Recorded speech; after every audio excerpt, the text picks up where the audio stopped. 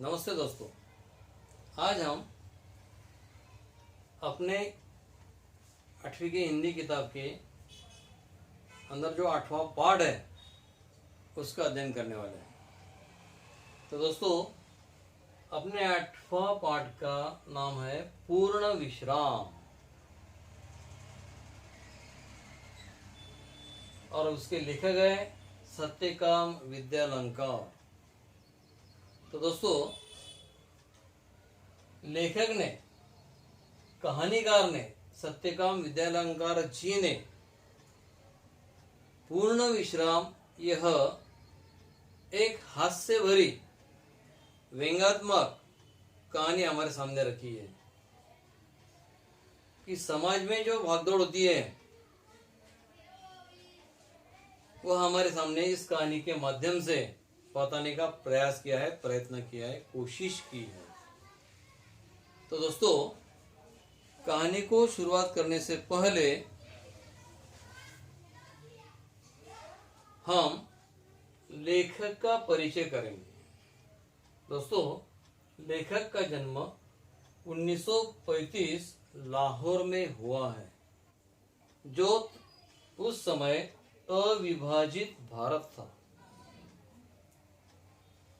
तो दोस्तों, ये लेखक जो है सत्यकाम विद्यालंकार जी सफल संपादक, लेखक और कवि भी हैं। देखो दोस्तों, लेखक, कहानीकार और साथ में कवि भी है, कविता भी उनकी लिखी हुई है। यानी कि अनेक भागों में उन्होंने अपना कार्य किया है। सरल सुबोध भाषा, उनकी भाषा शैली जो है वो सरल है, सुबोध है, समझने जैसी है और रोचक बोधगम्य शैली आपके लेखन की विशेषता है कि वहाँ से हमें जो अच्छा बोध मिलता है, सीख मिलती है, वह लेखन शैली बहुत अच्छी है। लेखन व्यवहारिक है, व्यवहार को लेकर, सामाजिक लेकर, समाज को लेकर उनका लेखन शैली है। अपने व्यक्तित्व और चरित्र निर्माण पर अधिक बल दिया है। देखो दोस्तों, अपना व्यक्तित्व और चरित्र पर उन्होंने ध्यान दिया है। प्रमुख कृतियां है उनकी दोस्तों, स्वतंत्रता पूर्व चरित्र निर्माण, मानसिक शक्ति के चमत्कार, सफल जीवन, वीर सावरकर, वीर शिवाजी, सरदार पटेल, महात्मा गांधी, उनका जीवन चरित्र आदि, यानी कि उन्होंने लिखी हुई ये सारी किताबें दोस्तों। तो हम अभी जरा गद्य संबंधी, कहानी के संबंधी जानकारी लेंगे कि उन्होंने हमें क्या बोध इस कहानी के अंदर से हमें दिया है। तो दोस्तों, प्रस्तुत हास्य व्यंग्य कहानी के माध्यम से कहानीकार ने यह समझाने का प्रयास किया है कि जीवन की आपाधापी में, आपाधापी मतलब भाग दौड़, आपाधापी का अर्थ है भाग दौड़, विश्राम के पल मुश्किल से ही मिलते हैं कि विश्राम करने को हमें संधि, चांस, समय बड़ा मुश्किल से मिलता है। जब कभी ऐसे अवसर मिलते हैं तो घरेलू उलझनों के कारण हम उन पलों का आनंद नहीं उठा पाते दोस्तों। अगर हमारे जीवन में अगर समय मिला भी 1-2 दिन का, तो बीच में हमारे घरों की उलझने जो है, बाधाएं जो है, रुकावट जो है, परेशानियां जो है, वो हमारे सामने आ जाती है और हमें वापस भी आना पड़ता है दोस्तों, कि जिसका हम आनंद उठा नहीं पाते। तो इस कहानी में कहानीकार ने, लेखक ने, सत्यकाम विद्यालंकार जी ने जो बताया है दोस्तों कि भी इस कहानी को पूर्ण विश्राम यह नाम क्यों दिया गया है। तो दोस्तों, एक प्रकार का यह व्यंग्य ही है, क्योंकि हमारे जीवन में तो पूर्ण विश्राम मिलता ही नहीं, फिर भी ऐसा शीर्षक पूर्ण विश्राम इस कहानी को दिया गया है, क्योंकि यह जो है यह एक व्यंग्य है, एक हास्य है। कहानीकार ने यह हास्य को, व्यंग्य को हमारे सामने बताया है कि हमारे जीवन में विश्राम मिलता ही नहीं, फिर भी ऐसा नाम उसे दिया गया है। जैसे हम कहते हैं ना कि खरगोश के सींग, देखो दोस्तों, खरगोश के सींग, अब हकीकत में खरगोश को सींग होते हैं क्या? नहीं, पर एक व्यंग है, कहने का तरीका है। तो उसी प्रकार यह व्यंग पूर्ण विश्राम यहाँ पर दिया गया है कि हम कहते हैं कि हमें पूर्ण विश्राम नहीं मिलता, फिर भी नाम दिया गया है पूर्ण विश्राम। क्योंकि आजकल हम जिंदगी में पूरा भागते रहते हैं, क्योंकि भाग दौड़ ही करते रहते हैं। विश्राम की आवश्यकता होती है जब भी हम विश्राम करने के लिए बाहर जाते हैं, घूमने जाते हैं, तो वहां जाकर हमें विश्राम नहीं मिलता, क्योंकि हमारे दिमाग में हमेशा बारी बारी से उलझने निर्माण होती है। और इसी बात को समझाने की कोशिश लेखक ने की है। पूर्ण विश्राम इस कहानी के माध्यम से, कहानी के द्वारा पूरे समाज को, विद्यार्थियों को समझाने की कोशिश की है। और कहानीकार ने अपने विचार इस माध्यम से हमें प्रस्तुत किए हैं। दोस्तों, कहानीकार ने महानगरों के जीवन शैली को यहाँ प्रस्तुत किया है। दोस्तों, जो बड़े बड़े शहर होते हैं, वहाँ की जीवन शैली को, वहाँ का जीवन शैली में चला हुआ जो व्यंग है, हास्य है, वो हमें बताया है कि बड़े शहरों में लोगों का जीवन ऐसा भागदौड़ से भरा होता है, उन्हें अपने लिए समय निकालना भी एक अपने आप से समस्या बन जाती है। दोस्तों, कि फुर्सत, रिमेनिंग टाइम, जैसे हम मराठी में फावला वेळ कहते हैं दोस्तों, कि अपने लिए निकालने के लिए भी उन्हें एक समस्या बन जाती है, जटिलता आती है। अगर समय निकाला भी तो पारिवारिक उलझने समय आनंद उठाने में बाधक बन जाती है, रुकावट पैदा करती है, अड़चने निर्माण करती है, जैसे कि लेखक के साथ हुआ है। डॉक्टर के परामर्श पर, यानी कि डॉक्टर की सलाह लेना तबीयत के बारे में, लेखक डॉक्टर के पास जाते हैं और उनका परामर्श लेते हैं। डॉक्टर उन्हें कह भी देते हैं कि भाई आपकी तबीयत ठीक है, अब तुम्हें जाने को कोई दिक्कत नहीं है। और बाद में लेखक ने 2 दिन का समय निकालने का कार्यक्रम भी बनाया। वहाँ भी बड़े कठिनाई के साथ लेखक ने अपने ही उलझनों के कारण वहाँ से उल्टे पांव लौट आना पड़ता है। दोस्तों, इस प्रकार लेखक ने डॉक्टर का परामर्श लेने के बाद भी वहाँ उस स्थान पर जाकर, निसर्ग रम्य स्थान पर जाकर, परिसर में जाकर 2 दिनों अपने परिवार के साथ जाते हैं लेखक, तो अनायास उन्हें वहां से उल्टे पांव लौट आना पड़ता है। दोस्तों, उल्टे पांव लौट आना मतलब वापस चले आना। देखो दोस्तों, अब हम इस कहानी को प्रत्यक्ष रूप से देखते हैं, पढ़ते हैं, सुनते हैं। आप भी अपनी किताब में पन्ना नंबर 19 पर आधारित पाठ 8वां पूर्ण विश्राम, और कहानीकार है सत्यकाम विद्यालंकार। सुनो दोस्तों, डॉक्टर ने बाह पर काला कपड़ा लपेटा और रबड़ की थैली से हवा फूंककर नाड़ी की गति देखी और फिर बोले, कुछ सीरियस नहीं है, दफ्तर से छुट्टी लेकर बाहर हो आइए। देखो दोस्तों, जिसे हम ब्लड प्रेशर कहते हैं दोस्तों, वो कपड़ा अपने बाहों को लपेटकर उनके मशीन, जरिए मशीन के द्वारा वह ब्लड प्रेशर हमारा चेक करते हैं। और डॉक्टर ने कहा कि कोई सीरियस बात नहीं है, आप 2 दिन की छुट्टी लेकर ऑफिस से तुम बाहर जा सकते हैं घूमने के लिए, विश्राम के लिए। विश्राम आपको पूर्ण निरोग कर देगा। देखो, निरोग, निरोग का अर्थ है रोग रहित, कुछ भी बाधा न होना। लेकिन विश्राम भी पूर्ण होना चाहिए, क्योंकि हमारी जिंदगी में, हमारे जीवन में, हमारे शरीर को भी नींद की आवश्यकता होती है दोस्तों, कि जो हमारे शरीर की सेहत को बनाए रखता है। देखो, लेकिन विश्राम भी पूर्ण होना चाहिए। तो पत्नी बड़ी प्रसन्न हुई। घर जाकर श्रीमती जी से कह दिया। देखो, लेखक ने डॉक्टर का परामर्श लिया, सलाह ली, 2 दिन की छुट्टी भी ऑफिस से ले ली, मंजूर करवा ली, और घर जाकर पत्नी से कहा कि हम अभी 2 दिन के लिए घूमने के लिए जाने वाले, सारी तैयारियां, प्रबंध, व्यवस्था, नियोजन, प्लानिंग बनाकर रखो। पत्नी बड़ी खुश हुई।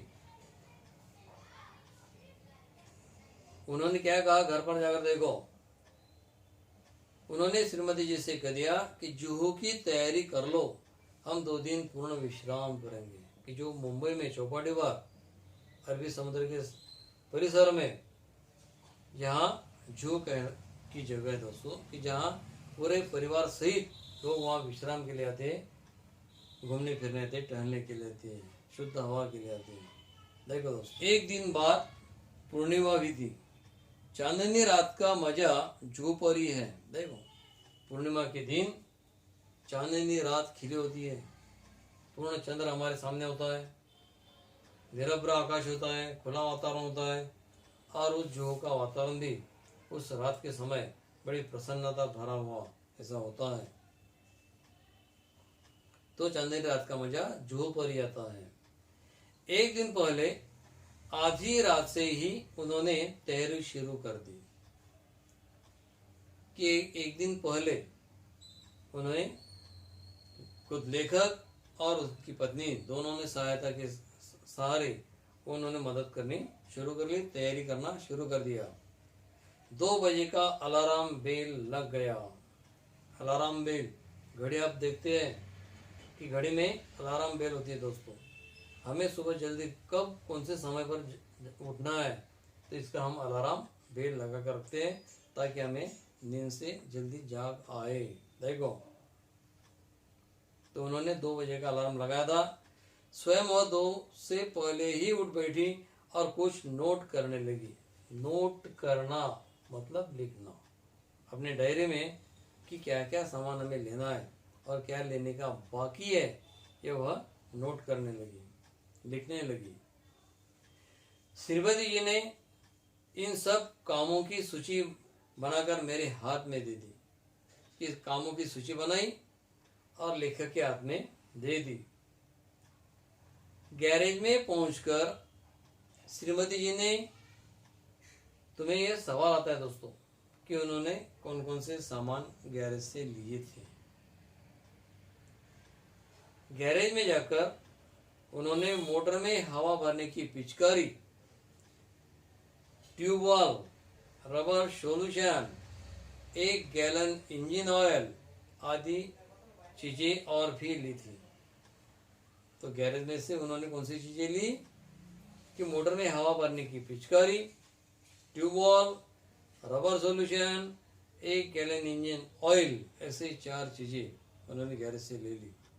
दिन भर दौड़ धूप करके पाय धुनी से मिस्त्री लाया। पाय धुनी दोस्तों, पाय धुनी यह मुंबई शहर में एक स्थान है।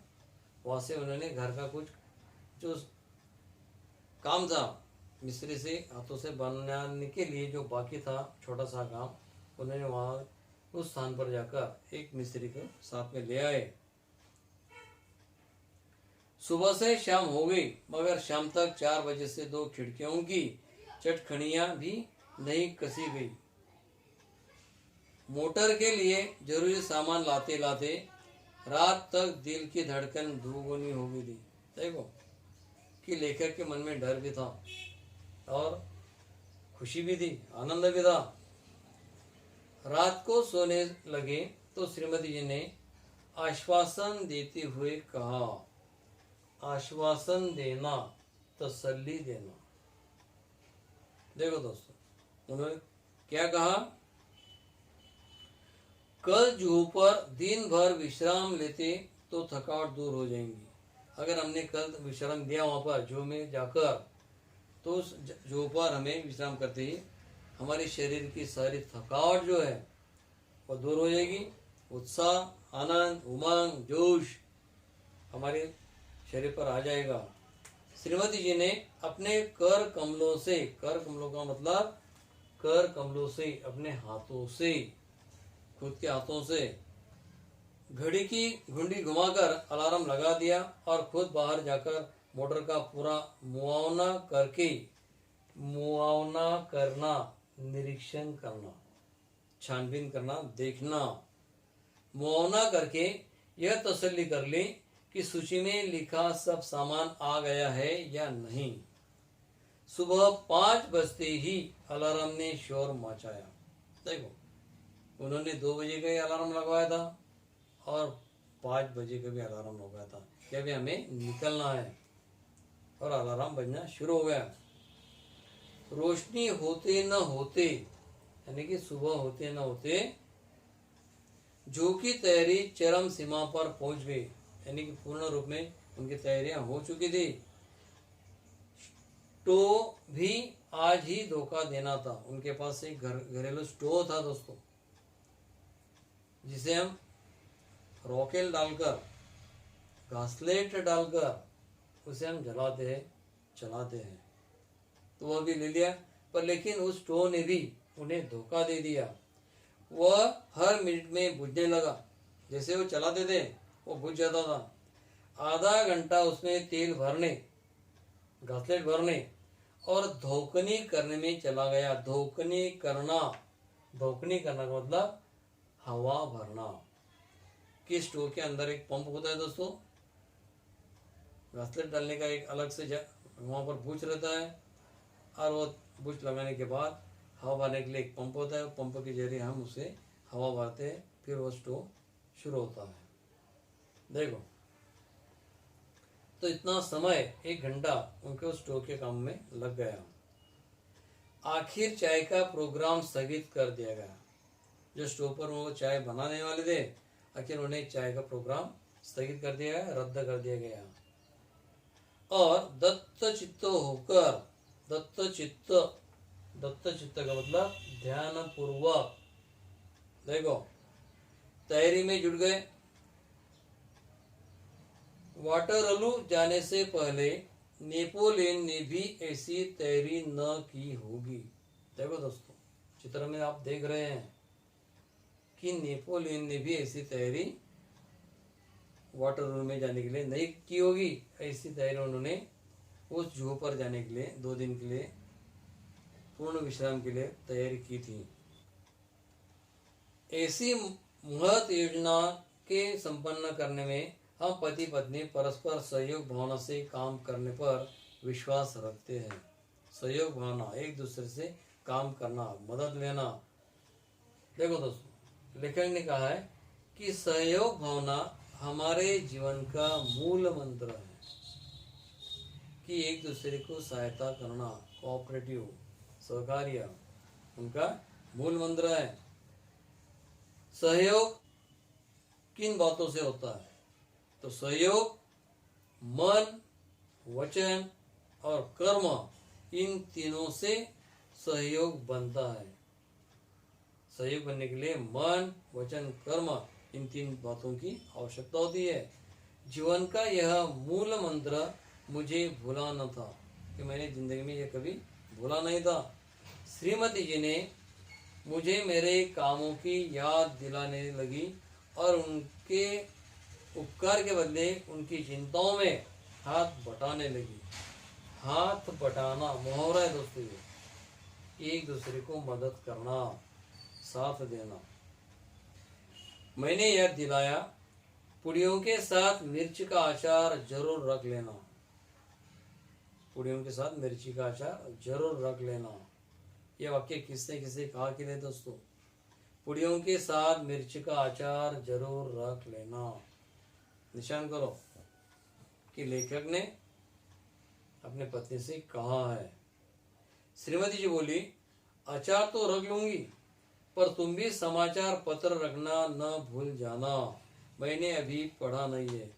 तरह तरह के समाचार पत्र, वर्तमान पत्र, न्यूज़पेपर आप देख रहे हैं यहाँ पर, वो आते हैं दोस्तों, ताकि हमें पूरी दुनिया के अंदर चली हुई घटना जो है, घटित घटनाओं का हमें अंदाजा आ जाता है। हमारा ज्ञान भी बढ़ता है, वाचन शैली भी बढ़ती है। मैं बोला, वह तो मैं रख लूंगा, लेकिन तुम वह गुलबंद न भूल जाना जो हम पिछले साल कश्मीर से लाए थे। गुलबंद एक उलन का कपड़ा रहता है दोस्तों, जिसे हम मफलर कहते हैं। ठंडी के दिन मौसम में गले को ठंड से बचाने के लिए हम उसे गले को भी लगाते हैं, लपेटते उसे, और कानों को भी लपेटते हैं। तो जो उन्होंने कश्मीर से लाया था वो भी रख लो, जो हम पिछले साल कश्मीर से लाए थे। जो पर बड़ी सर्द हवा चलती है। सर्द मतलब सर्द का अर्थ है ठंडी हवा। जो खुला मैदान रहता है दोस्तों, तेज हवा चलती है।